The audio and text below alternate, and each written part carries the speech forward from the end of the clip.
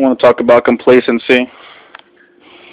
Complacency, destiny, me, you.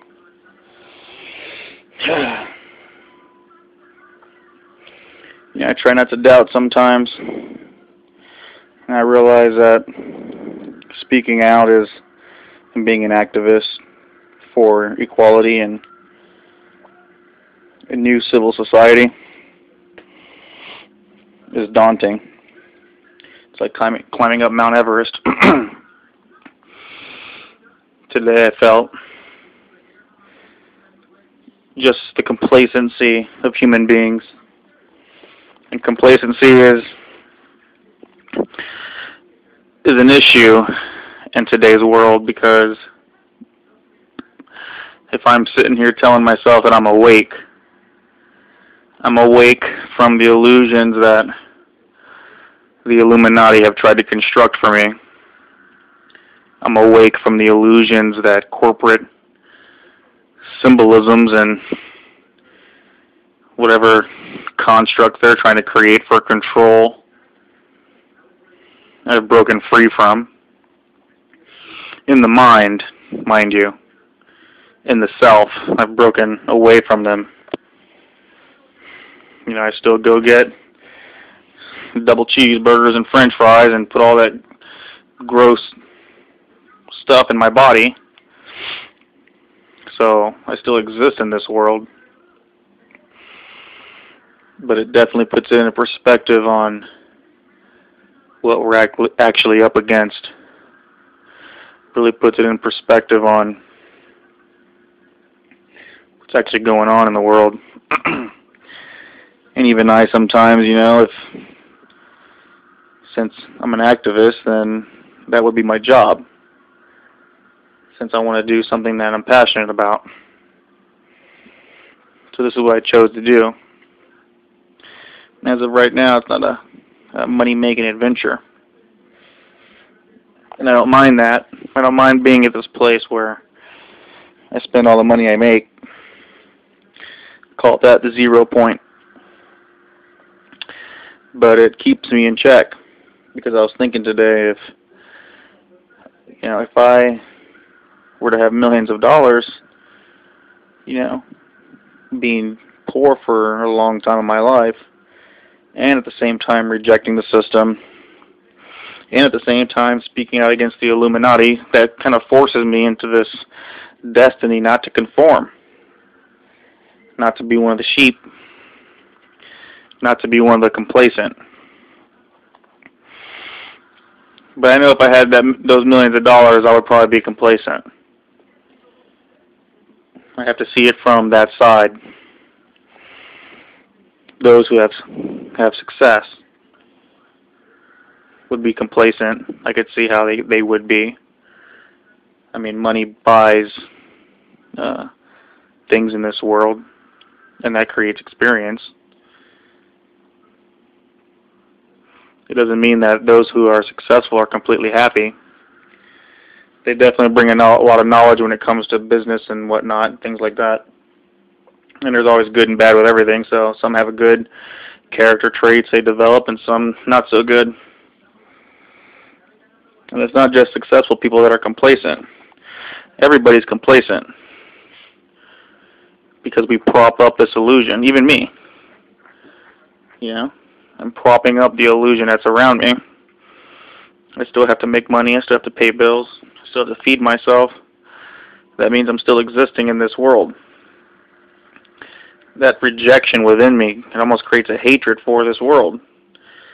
The younger me would become one of those squatter types,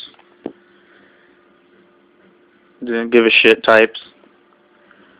But as you get older and you're trying to change from the inside into someone that's more loving,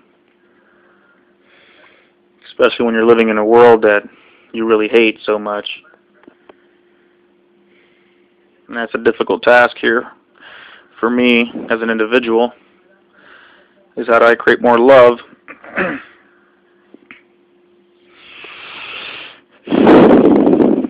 I realize that many people are going through that same feeling right now. And because of that struggle to find completeness, then we find ways to escape.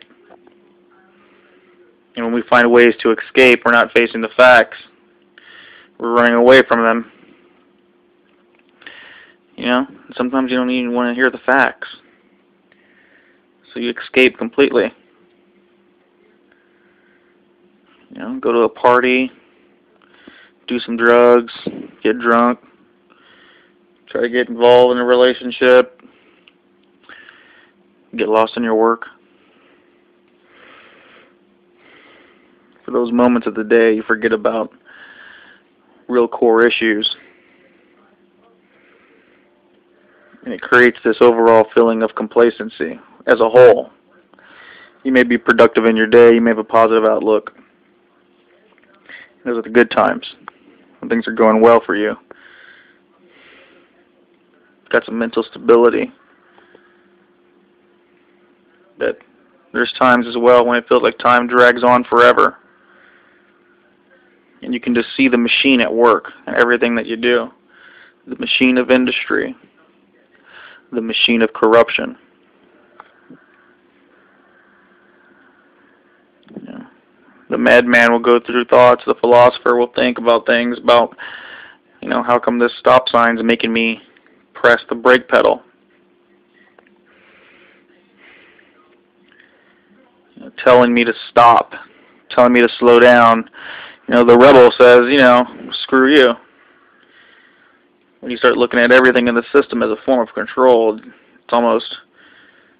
it's overwhelming. So the question is, what I should be occupying my time with? I should be occupying my time with not being complacent. I should be working on things that I'm passionate about, that I love. Because if I love them, and if I enjoy those things, then I'm at least expressing something that I enjoy. Does it have an impact? You know, I'm hoping it's my intention for you to be able to hear these words and to feel an impact within your psyche, within your soul, within your consciousness. Something different, something that changes you, takes you out of the world of complacency. You know, escaping sometimes feels good, you know. Sometimes when you escape, it feels like a good thing. So then it's difficult because then you go, well, why would I give up this world? When you think this intently and this intensely on things, you can see the duality in it. You're always trying to balance the struggle between having a good experience and a bad experience. And it's your views on things that create it.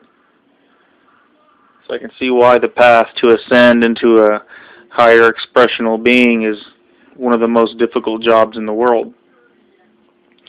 It's one of the most difficult jobs to be a Jesus. What would Jesus do? And we're talking about what would Jesus do. We're not talking about me and Mr. Miracle Man. We're talking about the power and strength of his expression. It was constant. It was nonstop. I mean, I've read other books about Jesus. There are other stories about Jesus. You know, the Bible only teaches you of a few years of his life when he was a prophesied Messiah throughout his culture since he was a baby. I would think that they really tried to record his existence from being a baby all the way to his death. Fortunately, you don't find that in the Bible. That is in the majority published around the world. My opinion is that goes back to the Vatican Church. The Vatican in Rome, Roman Empire. I heard there's like 22 miles of libraries, of unread libraries in the deep buried in the Vatican Church. All roads lead to the Vatican. So one of these demands if any one of you care, is to investigate and occupy the Vatican Church, not because of the religious philosophy, because of the fundamental issue of what's wrong in society.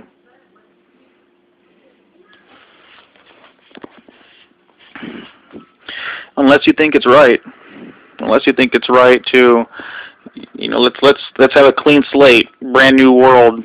Let's have some Indian cultures around the world, different races, and let me go in, and I'm just gonna have all the knowledge, have all the science, have all the math, you name it. I'm gonna go into these indigenous tribes. I'm just gonna conquer them, make them my slaves, make them my servants. Make them build my castles, make them build my houses, my homes, my roads, my streets. I'll tell them the mathematics for the symbology to pay homage to my wisdom and power. I mean, sure, why not? It's tempting, right? So I guess a part of this is understanding the Illuminati, too. Spend so much time hating them. Maybe I need to spend some time understanding them a little bit. Understanding that, they're humans who just got on the wrong track. They went too far, They went to a point to where the power just became who they thought they were. Much like I'm struggling on a moment-to-moment basis between light and dark. I'm not in any position of the Illuminati as a poor person thinking that money's going to make me happy. But if I were to put myself in the position of who the Illuminati are, I can see how I can self-encapsulate myself into a God paradigm where I'm looking at myself as the God of all, creator of all this reality around me. Just saying those words, I realize that that's a part of me. So I guess, in fact, I actually love the Illuminati, and I think we all do, because, just imagine that next time when you go out to that party. Yeah, you might be an activist, you might speak out about things, but, you don't want to be occupying in tents forever. Even if you are an occupier at the heart, or you're a protester at the heart, you still go to your job, you still follow the system. And you find fun in that system. You have a good time. You learn how to escape. It's hard to be on all the time. I mean, even Jesus took breaks. Just sharing with you guys my daily struggle, because sometimes I feel like I'm at a loss. The best thing to do is share where I'm at with you on a soul level and a mental level. If we're going to change the world, I want to be there moment to moment. I want it to be recorded then, if I'm going to take this seriously. If the position that I'm in this universe, with all the certainty and all the uncertainty of the universe, to be in this time and place in existence, actually awake in a real third-dimensional existence where things are real. You can touch them, you can feel them, you can see them, you can smell them. I mean, that's a sense of realness. It's a realness that's hard to get through, You're talking about masters like Jesus who somehow ascended above the physical matter constructs of it. How he ascended, and there's other masters that have reached levels that aren't really heard of or known too well, but I mean, it's not taboo to aspire to be of a higher principle, aspire to rise above this third dimension of what we think is real, but for the majority of your life, you're going to have to be on. You're going to flip the switch to on. And what we're doing now is we turn the switch to off because we want to get away. We want to escape. Complacency, success, whatever form of escape you use. Let's just call it complacency. You become complacent about the movement. You become complacent about your life, about your relationships. In those moments that you escape, there's a level of complacency that is just real, and we all accept it. So the question is, how do we be on at all times, you know? Is that even possible? And when I mean on, I mean focusing on the higher values, focusing on the higher principles, focusing on the universal rights, the laws, the divine decrees that every human being on this planet has sovereign ability to create their own reality, and that we together create it together. And everything that we create, whether good or bad, collides into a big kaleidoscope of experience called third-dimensional reality, and we experience it here on Earth. And it's light and it's dark, and that's what it's about. And everybody does it. We find ways to escape in it. And the issues don't go away, especially for those who are awake. The issues are still there the next day. Yeah, you may go out, you may smoke a joint, you may drink some booze, you know. You may get yourself in a one-night stand, or you may go with your girlfriend on a date somewhere, or your boyfriend on a date somewhere, you know, and you go see a movie or something. You may escape. But for those who are awake, those issues are dead center right in your consciousness every day you wake up. So we're holding on to something. You see, there's a collective energy we're holding on to. Deep down inside of us, it's almost merged with our reality itself. It's there in combination with our reality, and it's collecting in places and points in space that we have a hard time figuring out, other than to conceptualize it as a collective, as one. We understand we're one at these times, and isn't it the higher value to recognize that we're one? Maybe this lesson about revolting, you know, against the Illuminati and having hatred towards them, maybe that's not such a great idea.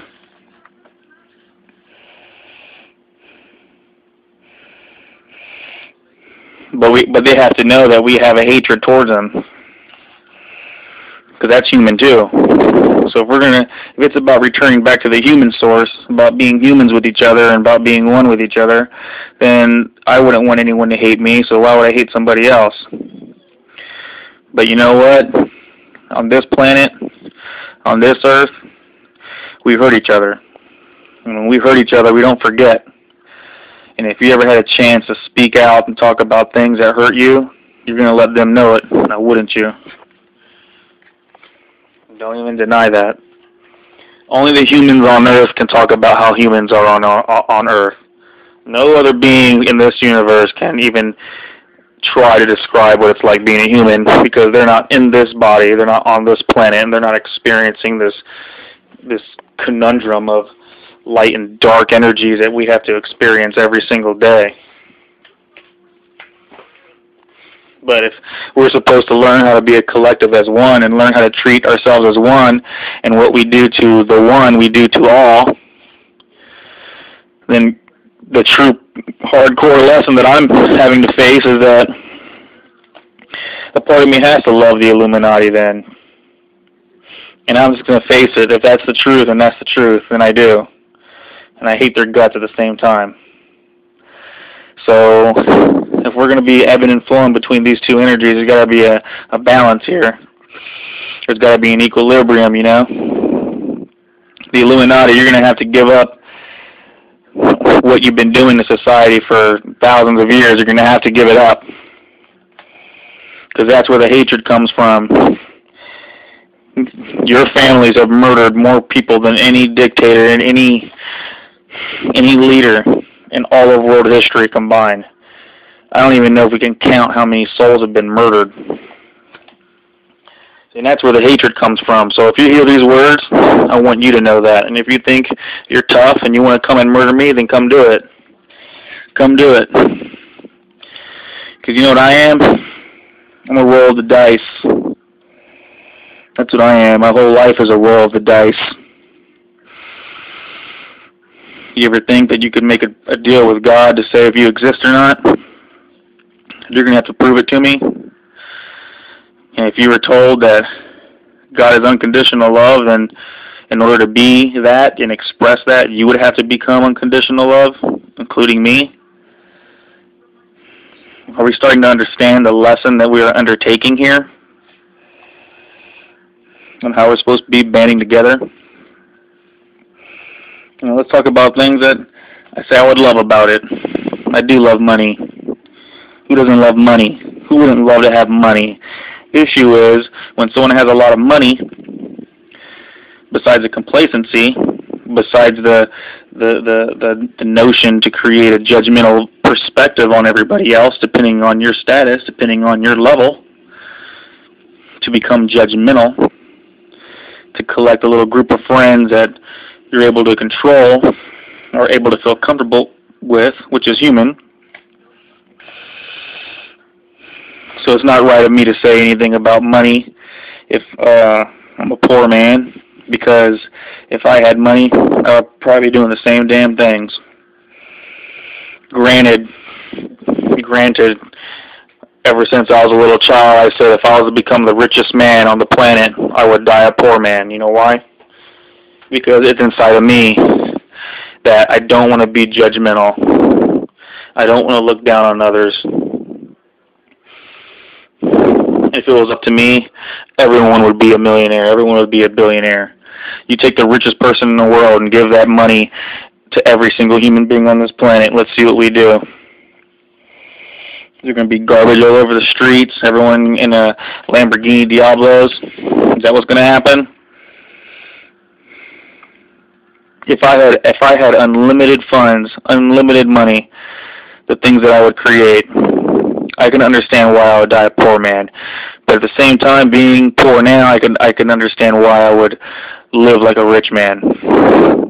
And that's where we're all at. Everyone wants to be that rich person that we deem happiness. But in actuality, the money's not even the issue. It's emotional issues. And not everybody has talents, extraordinary talents. Some people just want to live. Some people just want to work. Some people just want to make a living. And I'm not saying that people are lazy, but you know what? If someone wanted to be lazy, how come we can't have a world where if you really wanted to be lazy, that you could if you wanted to? Why aren't we smart enough to create a world where everybody's happy? Why? And so people will accept a lower version of reality. Complacent in your thoughts makes you accept that reality is not perfect. But according to my thoughts and my philosophy and deep down in my soul, I know that is not to be true.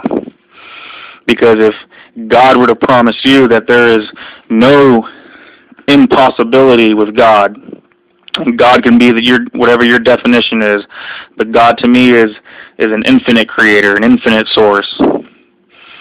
It's the reason why you even exist. You can't put logic on it. You can't say which came first, the chicken or the egg. You're here, you're existing, you're awake right now looking at reality. You can't explain that. You can't say that some amoebas came together and just produced that, and that you're just some random consequence of life. You're still here. Even if that's the case, even if you believe in that, and how quickly to have pride to be against it. So I want you to take some appreciation in how difficult it is to actually speak to all of you crazy bastards out there in the world, and try to adhere to every single one of you, and try to send unconditional love to how many different forms of you there are out there. And we're supposed to become one. I want you to understand the task that's at hand here. It's about complacency of self, and when I say these things to you, I'm talking about myself. Because this is real time here. You're hearing me in real time. You're hearing me living my destiny right now. And what is my destiny? I've rejected every single form of system and government and authority ever since I can remember, and I know that I'm brilliant and I know I have a lot of potential, but I'm at a standstill. This is why. This is why I'm at the standstill. But this is why I'm creating my destiny right now. This is why I'm speaking out, because I want you to hear it. You go from that standstill point to where all of a sudden that light flickers on. That light is you. That light is the creational aspect of your consciousness. That light is the you saying, I exist. I am here. And you can't deny that. You can't refute your existence.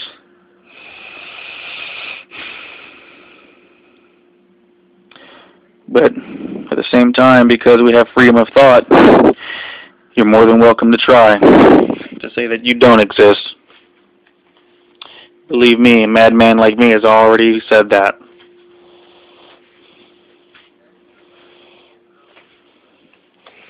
Trying to find the meanings and values of thoughts and things. And it basically comes down to light and dark. It comes down to positive and negative. If there's a negative value system to it, and you make it an absolute, then you get a negative value to it. And negativity is a destructive force. Negativity tears apart. Negativity does not bring together in harmony. Only positivity brings together in harmony.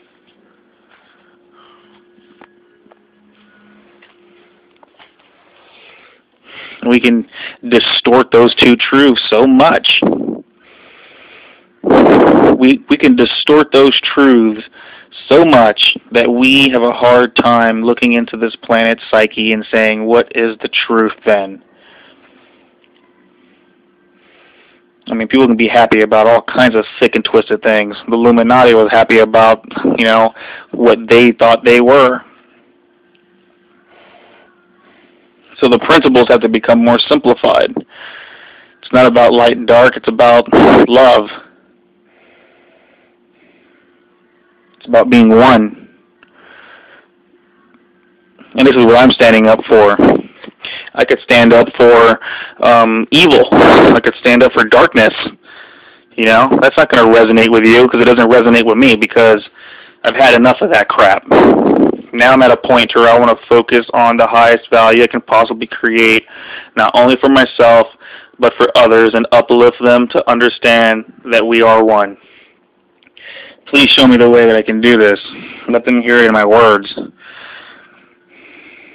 Let them see the halls of my brain trying to rattle off these answers that I've been searching for my entire life that have kept me at a standstill. But now that I'm actually speaking, I'm living that balance. I'm living that balance between light and dark. You know why? Because I found some principles here. I found some meanings. I found some values. And that's what I'm sharing with you. That we are all one. But within that oneness emerges unconditional love. And that changes the psyche from the root. That changes your heart. That changes who you are as a person. It changes the way you look at things. And if the more people can do that, then the more that connects to that center of time and space within your reality that you're existing in right now. That point, that singularity, that 0 point, whatever you want to call it. The God source, whatever you want to call it. The light at the end of the tunnel. Because that's what it is. And beings in the past, masters of the past, have learned how to focus on that balance of expression and destiny and mastery of the self to speak those truths. Because there would have to be a truth in the universe if it's even constructed. If you look at a beautiful snowflake and look at the geometrical designs, if you look at the spiraling of a hurricane or a tornado, or when you flush your poop down the toilet, or the spiral helix of your DNA strands. I mean, there is a design to life. We breathe in, we breathe out. There's water. Look at the actual consistency of water, and be mesmerized of the actual constructs of what water is. Look how water does. Look at what it is. When's the last time you've been to the ocean and you just stared out the ocean? Just look at that water amassed in that pit called the ocean. That liquid, gelatin-looking ebb and flow stuff called water. Simple things like that mesmerize me sometimes, you know. That has to be a harmony. It's found a balance with its own self, the universe. The universe almost has a meant to existence. That existence wouldn't be existence without existence. That that what you see is what you get. That what you're seeing is existence itself. Try to create another universe. Try to create something better.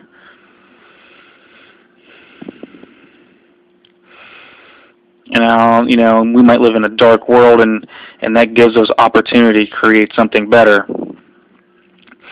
But outside of that dark planet that we exist in, that outside of those intentions deep down inside, that we want a better world for everybody as one, that would end the complacency in us all and change this world to bring light into this world,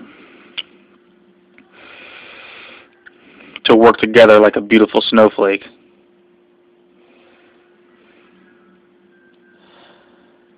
That harmony, that natural law to act like the existence of the universe itself, spiraling in on itself, around itself, collecting together, that great central sun right in the center of the galaxy, shining bright, just floating around the universe amongst an ocean of galaxies with no end in sight. With no end in sight, which connects you right back to that infinite place where you try to go outside the outside, and you go into an eternal tailspin back into that great central spiral. The yin and the yang, the balance point, the center point, light, the constructs of the heavenly spheres, the constructs of the universe, the harmonic constructs of existence. These things I want to evoke. These things I want us to hold on to. These things I want you to collect your energies to. How do we purge these things out of us? How? Show me how. Help me. If any one of you hear this message, just say it in your mind. Say it in your thought. Say it in your heart. Just send out some unconditional love. Even if you're an empty soul, even if you're a cold-hearted son of a bitch, you dig deep down inside and say, look, you know, that kid's up to something. You know, here's a penny for my thoughts. Right back at you. And I'm gonna sit here on the other side, and I'm gonna see if I can receive that feeling. You see, because I want to get stronger. I want to shine brighter. It does pain me to see people suffering. It does pain me to see people dying. It does pain me to believe that if someone as powerful as Jesus can come here and tell people that you can move any mountain, that you can walk on water, and if I'm trying to aspire to be that with all my struggles, then why can't we change this world?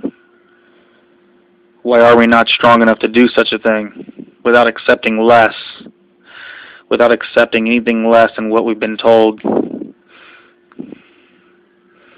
I'm talking about creating something new and holding on to that desire, holding on to that light, holding on to that passion, holding on to that power, holding on to that unlimited potential of what it is, the very meaning of your existence.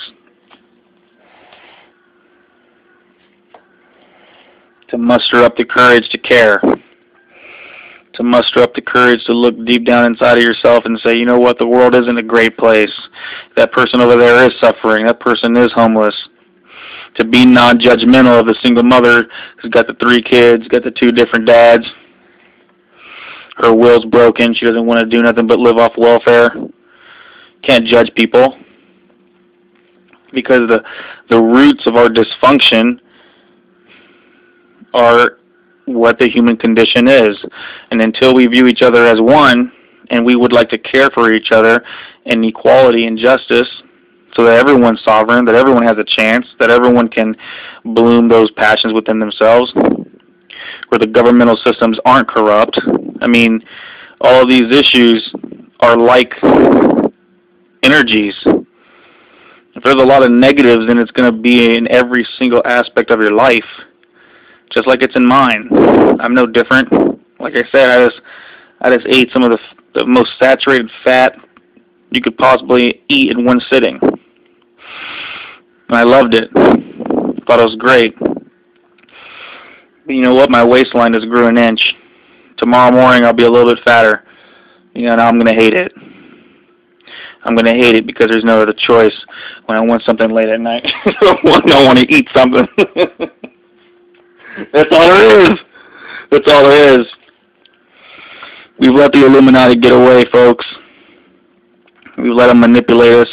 But now that we're awake, we have to see how much we're like them. We have to start sifting through what we like and what we don't like. And the human nature, and I already have a prediction of what we're going to do. We're going to create every single option so that we can have every single option. And the options will eventually refine themselves until we try to create a higher principle of what we are, a human species.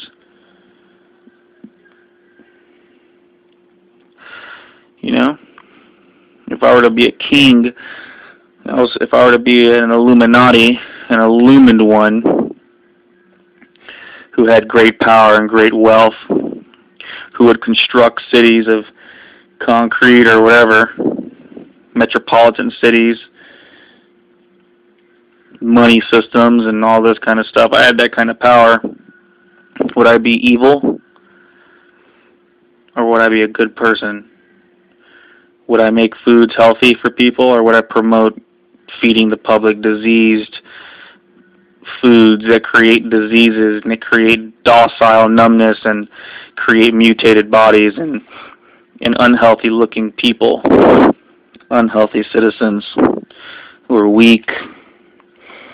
Am I going to give them free media and free information, free education, or am I going to dilute them with piss poor education that's controlled, the curriculum's controlled, and there's no transparency of educational information? It's all constructed from the textbooks that are delivered from sources that no one ever dares question or ever even tries to question. No one ever tries to question the origins of schools. No one ever tries to question the origins of your books or Bibles. You just accept it. We just take it because we're complacent. And then if you take time and you put that into the mix, you have people who have been doing one thing for all their entire life. You think they're going to give it up? You have one guy who accepts a Bible from King James, King himself, and he's been reading that Bible for 40 years. You think that person's going to give it up? Even if he is just a servant to a king? It's just the same MO, it's the same crap, and we're trying to walk a thin line here to where we can't and make everybody happy and try not to offend anybody. So unfortunately, folks, that's why we have to adhere to higher principles. And I don't mean to pick on that religious text from the King James Version. I'm just trying to illustrate that it came from a damn king. And right now, kings and queens aren't so popular right now. And for them to be popular now, I don't see how they were popular then. If I were to get burned at the stake for saying that the human is not the center of the universe, burned at the stake for saying that, that Earth isn't the center of the universe, that the sun is. Maybe the human is. Maybe God is. Maybe God isn't. Burn me at the stake. Put fear in me. You tell me what I'm supposed to believe. You tell me what I'm supposed to believe. You make me weak. You make me separated, Illuminati. Tell me what I'm supposed to believe. You, authoritative figure, I'm supposed to humble myself down to the judge. Am I supposed to press that brake when I see the stop sign? You know, one time there was a hurricane in the place that I was living, and it knocked out all the power. And for 3 days, everyone stayed in their homes because the rains wouldn't stop for about 3 days. And when they did stop, everyone was starving. And so we all got out in the city, started driving around, no electricity, 4-lane highways, no lights, no forms of control.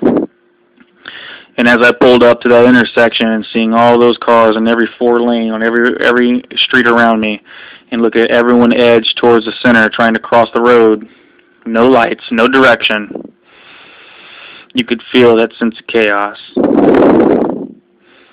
For some reason, I liked it. For some reason, it felt free.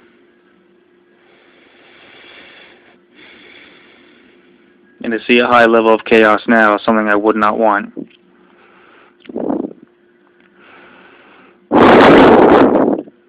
So I can't ask anyone else to believe what I believe in. I can only tell you what I believe in. And I'm only telling you to look within yourself. It doesn't matter what religion you are. It doesn't matter what God you believe in. Just do it for the actual goodness of being a human being. Just for once, stop separating each other if we're supposed to be one. Just for a few minutes out of the day, a few moments out of your life.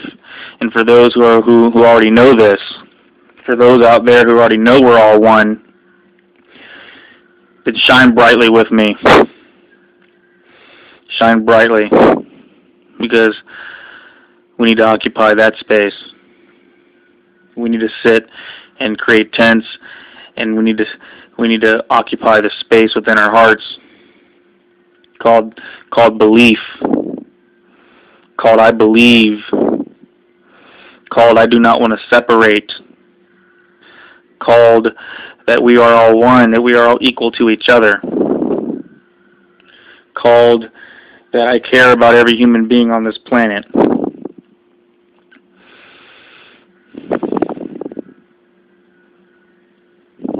And I want to resonate with that. I want that to resonate within us.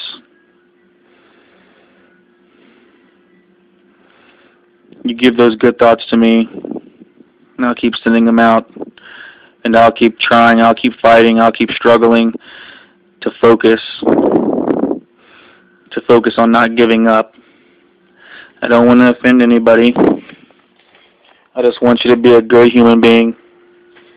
Just be a good human being and do good things for people. If you see a person that needs to be uplifted, do your best to uplift them. Tell them a joke. Say something funny. Smile at somebody. Don't walk around with a scowl like you're badass. Drop the shit. Just be a good human being for once. Just for moments, envision what it's like to be civil and respecting each other's space and sovereignty of who they are, the diversity of every person, without creating superiority or anything. Just treat everyone as you were as equal.